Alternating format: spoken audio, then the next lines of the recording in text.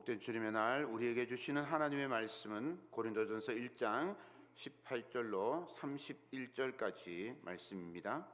십자가의 도가 멸망하는 자들에게는 미련한 것이요 구원을 받는 우리에게는 하나님의 능력이라.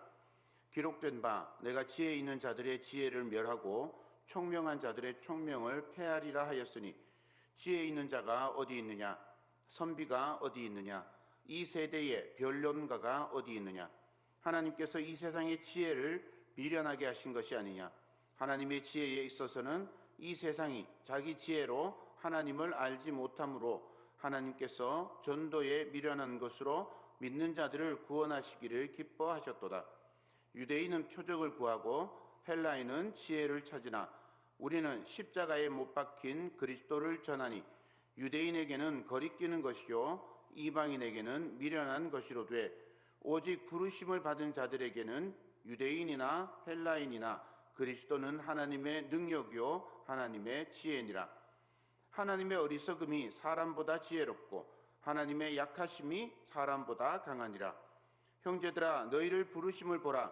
육체를 따라 지혜로운 자가 많지 아니하며 능한 자가 많지 아니하며 문벌 좋은 자가 많지 아니하도다.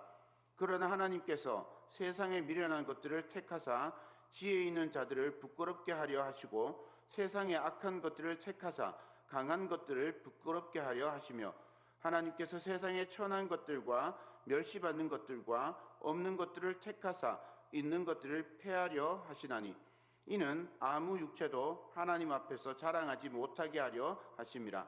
너희는 하나님으로부터 나서 그리스도 예수 안에 있고, 예수는 하나님으로부터 나와서 우리에게 지혜와 의로움과 거룩함과 구원함이 되셨으니, 기록된 바 자랑하는 자는 주 안에서 자랑하는 함과 같게 하려 함이라.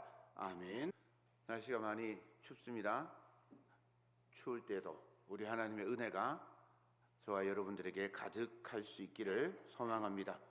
오늘 말씀 중에 지친 마음에 우리 하나님의 위로가 함께하기를 소망합니다. 흔들리는 마음에는 담대함이, 식어가는 마음에는 다시 불붙는 은혜가 넘치기를 소망합니다. 여러분은 그런 생각 해보셨습니까? 잘 살고 있는가? 어떤 기준으로 잘 살고 있다, 혹은 어떤 기준으로 내가 좀 못 살고 있다, 이런 생각을 하십니까? 성공하면 혹은 뭔가 목표를 성취하면, 다른 사람한테 인정을 받으면, 다른 사람들한테 체면이 좀 서면 그러면 잘 살았다, 이렇게 생각이 드십니까? 세상 사람들은 우리에게 끊임없이 속삭입니다. 강해져라, 똑똑해져라, 이겨라, 밟고 올라가라, 남들보다 앞서라. 우리는 사실 우리가 모르는 사이에 신앙도 경쟁처럼 해버릴 때가 있습니다. 더 잘 믿어야지, 다른 사람보다 더 잘 믿어야지, 내가 더 헌신해야지, 그래서 하나님한테 인정받아야지, 내가 더 강해야 흔들리지 않지, 이런 생각들을 은연중에 하게 됩니다. 그런데 여러분, 하나님은 정반대로 시작하십니다. 너는 강해서 사는 게 아니라 나를 의지할 때 산다. 너는 똑똑해서 구원받은 게 아니라 십자가 앞에 엎드릴 때 산다. 너는 너의 힘으로 승리하는 게 아니라 예수 그리스도의 십자가로 이미 승리했다. 오늘 본문도 우리에게 묻습니다. 여러분은 지금 세상의 지혜로 살고 있습니까? 아니면 십자가의 지혜로 살고 있습니까? 여러분은 지금 똑똑한 신앙인이 되고 싶으십니까? 지혜로운 바보가 되고 싶으십니까? 우리는 사실 바보가 되고 싶지 않습니다. 제 마음이 손을 얹고 생각해 봐도 그래요. 바보가 되고 싶지 않아요.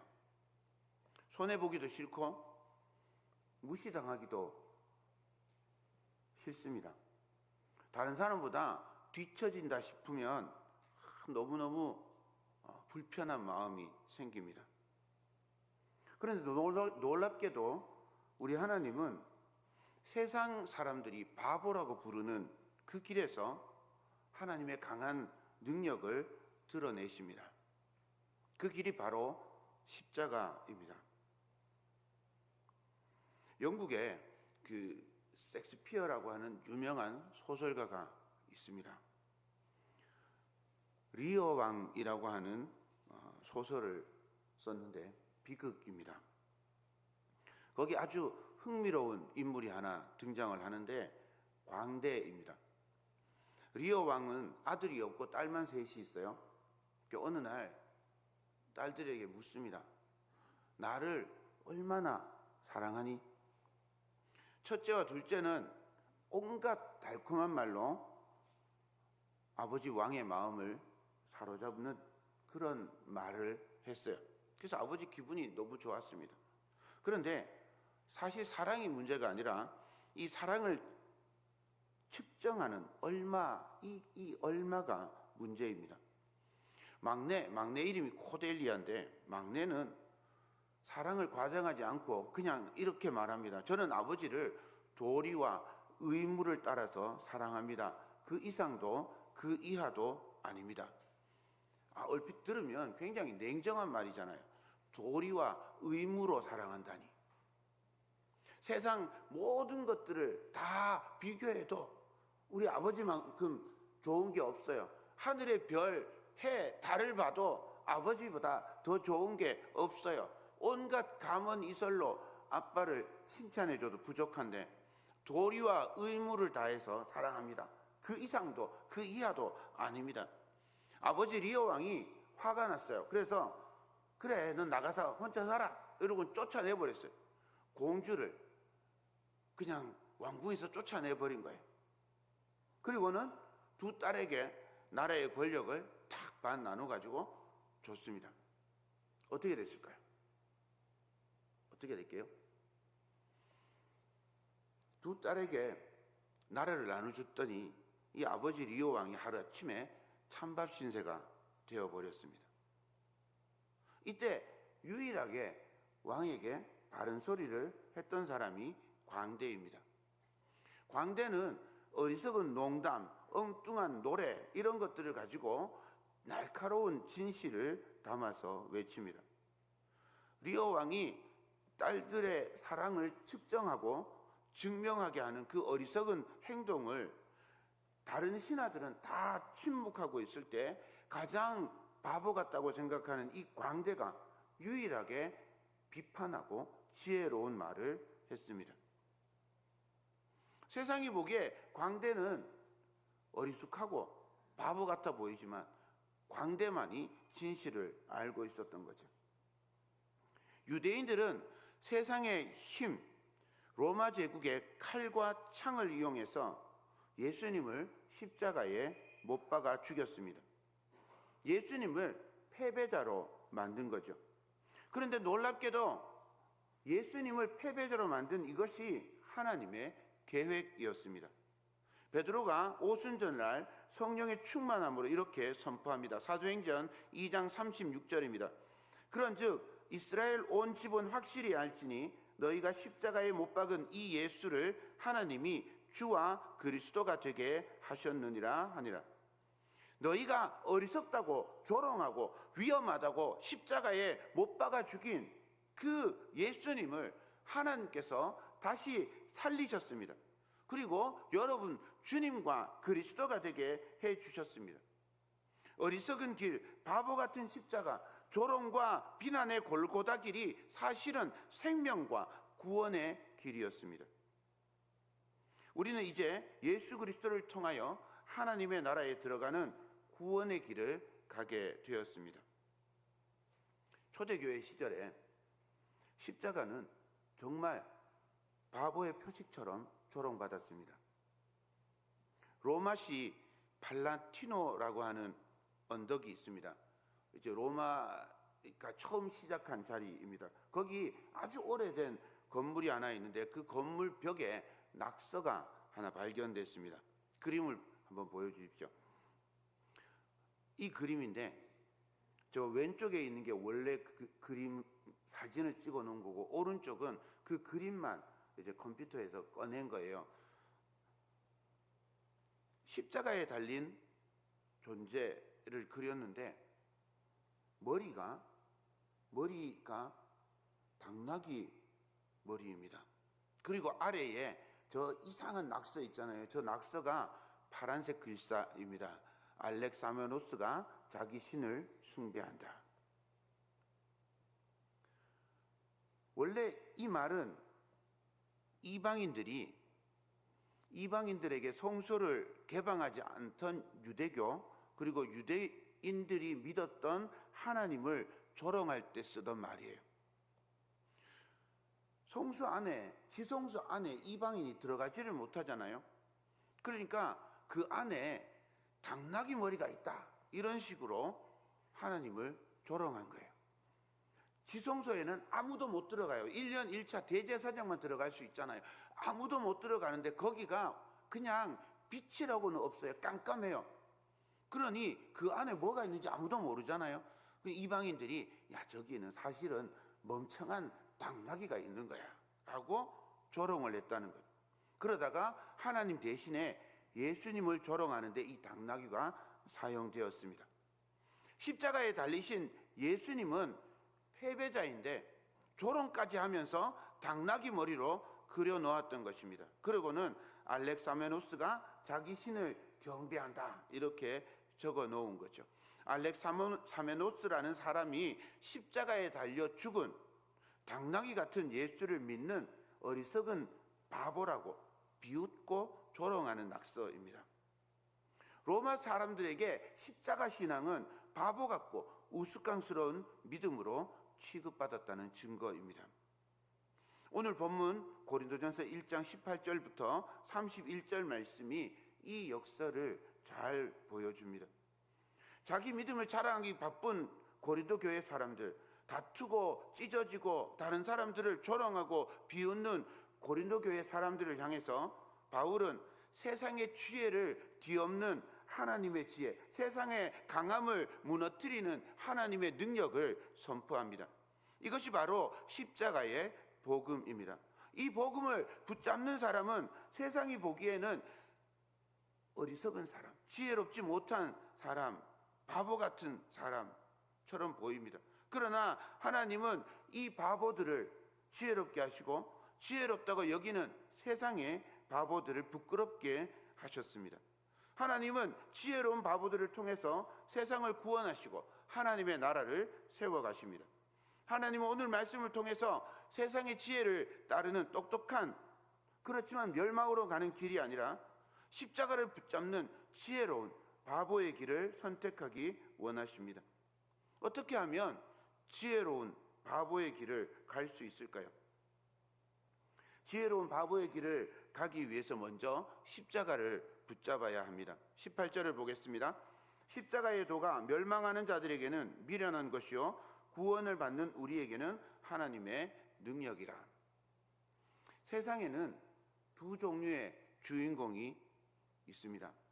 하나는 압도적인 힘으로 판을 뒤집어 엎는 영웅, 다른 하나는 명쾌한 논리로 세상을 설명하는 철학자. 그런데 22절을 보십시오. 유대인은 표적을 구하고 헬라인은 지혜를 찾으나 그랬어요. 유대인들은 눈에 보이는 능력을, 세상을 뒤집어 엎는, 판을 뒤집는 영웅을 원했습니다. 로마 제국을 무너뜨리는 강력한 메시아, 하늘에서 불을 내리는 엘리야 같은 기적의 선지자를 기다렸습니다. 그들에게 십자가는 실패와 저주의 상징일 뿐입니다.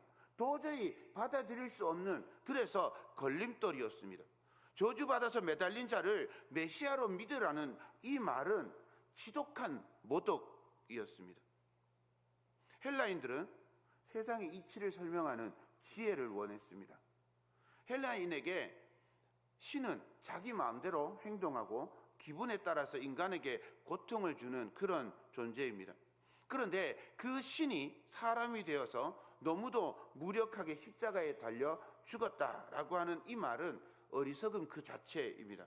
힘도 없고 논리도 없는 허무맹랑한 이야기로 들렸을 겁니다. 오늘 우리 시대도 별반 다르지 않습니다. 이번 주 서점에 가장 많이 팔린 책이 1위부터 10위까지 이렇게 보니까 회고록, 경제, 돈, 주식, 만화, 소설 이런 게 자리하고 있습니다. 뒤로 조금만 넘어가면 자기계발서, 요즘은 AI 관련 서적들, 미래 예측, 또 경제, 언어 관련된 그런 책들이 많이 팔립니다. 세상 사람들은 더 강해지고 더 똑똑해지고 더 잘 살 수 있다고 말합니다. 강하고 똑똑하고 부와 명예를 얻는 것이 승리하는 비결이라고 우리에게 말하죠. 너는 할 수 있어. 너는 세상의 주인이야. 그런데 십자가는 정반대의 길을 가라고 합니다. 너는 할 수 없다. 너의 지혜로는 하나님을 알 수 없다. 너의 힘으로는 너를 구원할 수 없다.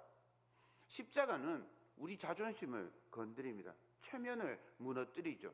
그래서 십자가는 지금도 세상 한복판에서 미련해 보이는 유일한 길로 서 있습니다.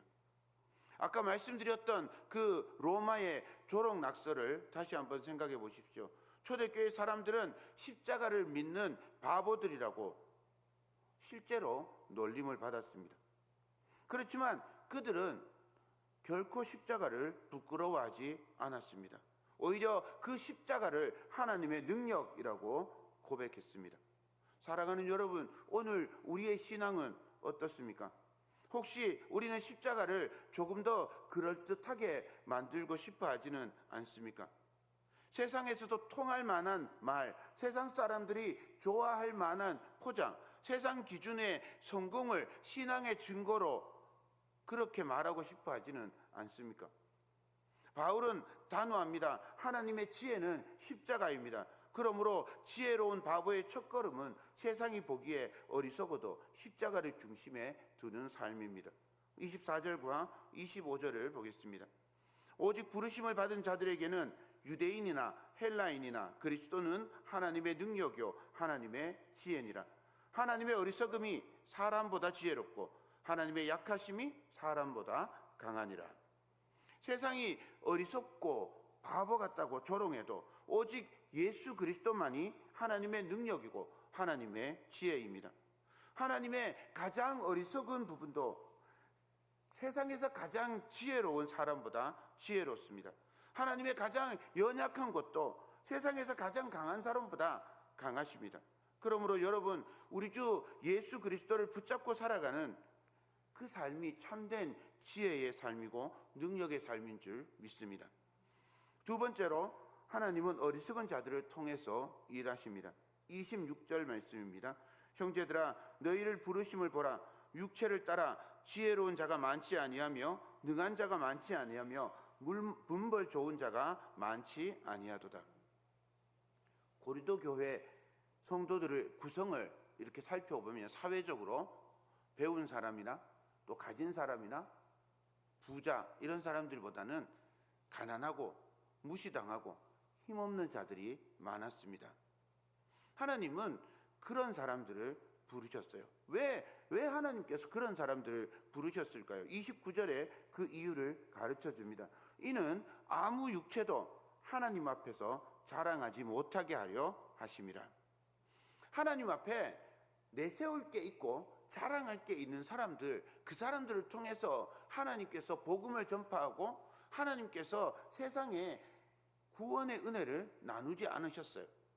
가지지 못하고 배우지 못하고 연약하고 부러지기 쉬운 그런 사람들을 불러서 그들에게 하나님께서 지혜와 능력을 주셔서 복음을 전파하게 해주시고 하나님의 능력을 세상에 보여주게 해주셨습니다. 종교개혁자 마틴 루터는 신앙에 두 가지 길이 있다고 소개해 줍니다. 세상의 힘과 성공 속에서 하나님을 찾으려는 영광의 신학과 고난과 실패, 약함과 십자가 속에서 하나님을 만나는 십자가 신학입니다. 고린도 교회 교인들은 십자가로 구원을 받았으면서 영광의 신학을 따르고 있었습니다. 하나님께서 바로 그들의 출신 성분을 거울처럼 그들에게 비추어 주면서 말씀하고 있는 겁니다. 너희 자신을 봐라. 너희가 자랑할 게 뭐가 있느냐. 사랑하는 여러분, 혹시 연약함 때문에 낙심하고 계십니까? 가진 것이 없어서 부끄럽습니까? 배운 것이 없어가지고 내가 아무것도 못한다고, 성격이 거칠어서 내가 예수님의 영광을 가린다고, 하나님을 제대로 섬길 수 없다고 그렇게 생각하십니까? 바울은 오늘 우리에게 위로와 용기를 줍니다. 하나님께서는 우리의 화려한 이력서가 아니라 우리의 빈손을 통해서 일하시기를 원하십니다. 우리의 약함은 하나님의 강함이 머무는 자리입니다. 우리의 부족함은 하나님의 은혜가 채워질 공간입니다. 하나님은 우리가 똑똑해서가 아니라 우리가 예수 그리스도 없이는 아무것도 아님을 고백할 때 우리를 통해서 하나님의 위대한 일을 시작하실 것입니다. 우리의 빈자리를 십자가로 채우라고 말씀해 주고 계십니다. 세 번째, 우리의 자랑은 오직 십자가의 은혜입니다. 세상의 지혜가 보기에 우리는 가진 것도 없고 내세운 것도 없고 지혜롭지도 않아요. 그래서 바보 같은 사람처럼 보입니다. 그러나 바울은 30절에서 놀라운 반전을 선포해 주고 있습니다. 너희는 하나님으로부터 나서 그리스도 예수 안에 있고 예수는 하나님으로부터 나와서 우리에게 지혜와 의로움과 거룩함과 구원함이 되셨으니 그랬어요. 우리의 정체성, 우리가 누구냐? 우리는 어떤 조건에 있지 않습니다. 우리는 그리스도 안에 있습니다. 세상이 우리를 바보라고 비웃을 때 우리는 그리스도 안에서 하나님의 지혜를 가진 자입니다. 세상이 우리를 죄로 정죄할 때 우리는 그리스도 안에서 의롭다 하심을 받은 자입니다. 사랑하는 여러분, 지혜로운 바보가 이런 사람입니다. 내가 얼마나 무력한지 인정하고 십자가에 달리신 그리스도만이 나의 전부라고 고백하는 사람. 이성만으로는 도저히 이해할 수 없는 이 신앙의 역설 앞에서 이성의 한계를 뛰어넘는 믿음의 도약을 이루어내는 사람. 하나님은 이런 사람을 찾으십니다. 인생의 중요한 갈림길에서 세상의 똑똑한 계산기가 아니라 십자가라는 어리석은 나침반을 따르는 그리스도의 사람이 되기를 소망합니다. 세상의 방식, 세상의 기준의 똑똑함으로는 도저히 계산이 서지 않는데 십자가의 길이 거기에 있습니다. 십자가는 내가 옳다가 아니라 그리스도께서 나를 살리셨다라고 하는 데서 시작하기 때문입니다. 그래서 바울은 31절에 이렇게 결론을 맺습니다. 자랑하는 자는 주 안에서 자랑하라. 바울은 갈라디아서 6장 14절에서 똑같은 고백을 합니다. 그러나 내게는 우리 주 예수 그리스도의 십자가 외에는 결코 자랑할 것이 없으니 그리스도로 말미암아 세상이 나를 대하여 십자가에 못 박히고 내가 또한 세상을 대하여 그러하니라. 여러분의 삶에서 십자가는 어떤 의미입니까? 그저 교회에 걸린 장식품입니까? 아니면 매일의 선택을 이끌어가는 능력의 나침반입니까? 우리의 자랑은 오직 십자가뿐입니다.